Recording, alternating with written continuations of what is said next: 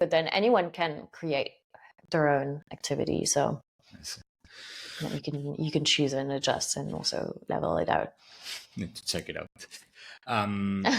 You also said something that is also interesting, and it's that people changes, obviously, but cities also and environments also. Yeah. And you said that you Yes. found Paris a completely different Paris than the one that you left. What would you say that it's the biggest changes that you've seen in these late years of Paris, like now? So I left in 2015 and I came back in 2021.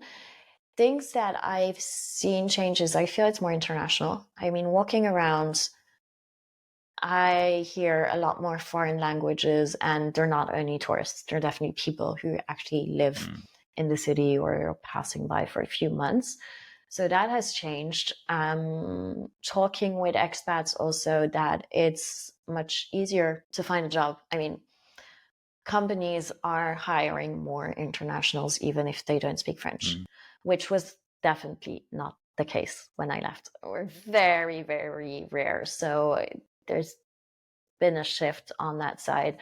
And then more in terms of how the city is, it's a lot more, there's a lot more cycling lanes. There used to be already, but it's really, really multiplied. And it's so nice that now you can cycle throughout the whole city, cross from one end to the other in like 35 to 40 minutes outside all the time, barely come in collision with barely be on the same street as a car and things like that. So no, it's very enjoyable. I mean, it's a beautiful city. So when you get to be outside and see all the monuments, is quite nice. We're recording right now. It's still the Olympics in Paris, and there's just an incredible vibe to the city right now. I was going to ask. I will destroy the whole evergreen of this episode. It doesn't really matter. But how is the Olympics going? Like, it's amazing. Yeah. I mean, there's a full buzzing atmosphere where there's lots of tourists. Not that many cars, which is fantastic. I mean, it is August, and everyone's just happy. The whole city just feels like a party with all the fan zones and things where you can go out. And it's just the fact that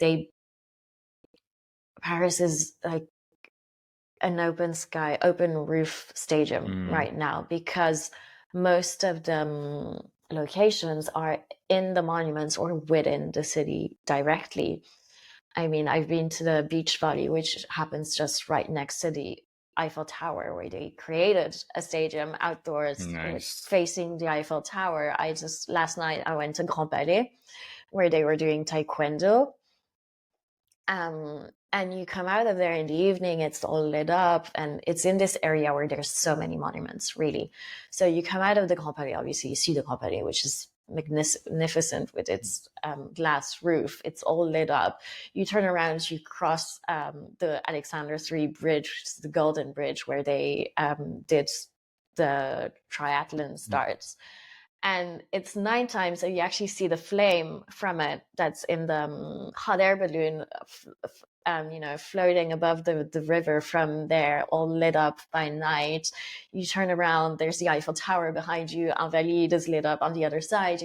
It's even living here, I feel like I'm rediscovering the city and it's all its monuments, because everything is just completely showcased and used during the events. So it must be incredible. Really nice.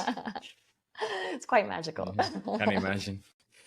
So we'll see in 10 days after the Olympics if it still feels so magical. I'm not sure. Amounting of the things, like I don't know. I grew up in a city that had Olympic Games in the 92, and some of the infrastructures that were created by the Olympics are quite abandoned. And here in Athens, even worse, like the Olympics. Well, Athens, yes, was a big one.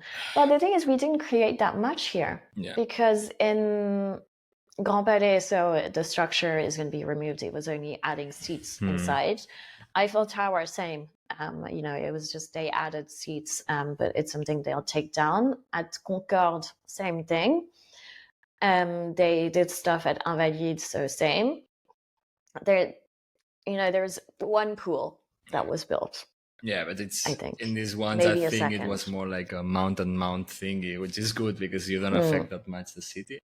And Yeah, the whole part so of the monument is it's the really cool part. It's not that you are building a whole new complex for no, making things. It's that you're using your already existing monuments and doing things in front of exactly. them. I think the concept here it is very, very good. Mm. Like in that sense, Yeah. they nail it. And so they got funds also to restore part of the monuments for this, which cool. is good also, long term. So yeah, talking about Paris, are you planning? It's your last move. I mean, never say never, I suppose, but Never say never. No, never say never. But right now, I'm happy. I mean, I really changed flat. Refurbished. I feel good in it. I feel good in the neighborhood. I like my life here. Also, what I didn't say is I work for a fully remote company. Okay. We used to have offices, but now we don't. But we always could be remote. I've been there for 3.5 years, meaning I've been able to go off as a digital nomad for a couple of months, and I have that option. And I think that just satisfies me enough. I feel tired in advance of saying I'm going to move my whole life and have to restart from scratch, making friends, do admin, packing up everything, settling and finding a home, etc. The option of just going to check out a country for 2-3 months works perfectly for me right now. Sounds familiar. I'm also remote working, so but I think having a base, it's interesting. At least like if you can do this, okay, I'm going for some time, but still the going home, no? At the end of it, it's always reconforting. Yeah. Maybe one last question before we close the episode. It's if you have any tip or what would you say to someone who needs or wants to repatriate, what is the biggest tip that you will give right now to someone who needs to repatriate? Treat it as an expatriation. Go in the same way, same mindset. You're moving again, you're changing homes, so don't expect everything to be the same. Just go in as if it was a completely new country with, brand new set of eyes of you're discovering everything. Because when it'll make it exciting of rediscovering the city, rediscovering the home, and it will put you in the mindset of I have to make new friends. I have to find, new habits. Maybe you're going to change a neighborhood and that'll be a little bit like you've changed the area. And, there's probably new cultural things also to do, new activities. So find that. Nice. Very good tip, I think. I will apply it if I ever go back home. Yeah. If I ever go back home. That's also a good question. Well, thanks a lot. I think it was a very, very interesting episode. But before that, maybe like reminding that you also have a podcast that it's called Meet the Expat. Yeah. Is there anywhere else that people can find you? I think you have Instagram and you have a social account. So yeah, I'm on Instagram. There is a blog that's not very active, but there is a blog if needed. But if you want to reach out to me, Instagram or email. Okay. So it's Meet the Expat also in Instagram, no? It's the same branding. Yes, exactly. Of course, you will always find the handles in the description, the links and everything. So as always, but yeah, besides that, thanks a lot. It has been very nice to interview you and to do the other part. Great also.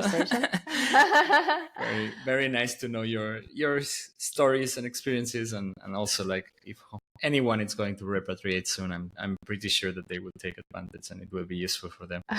So thanks. Lovely talking. Yeah, lovely to talk with you and share the experience for sure. You've been listening to Expat Experts, the podcast that takes you around the world through the stories of those who've lived it. Subscribe now to YouTube and your favorite podcast platform, and stay tuned for more inspiring interviews. If you liked this short video out of the full episode, you can find the link to it around here and in the description below. Of course, if you are also interested in checking out other episodes, please subscribe and like.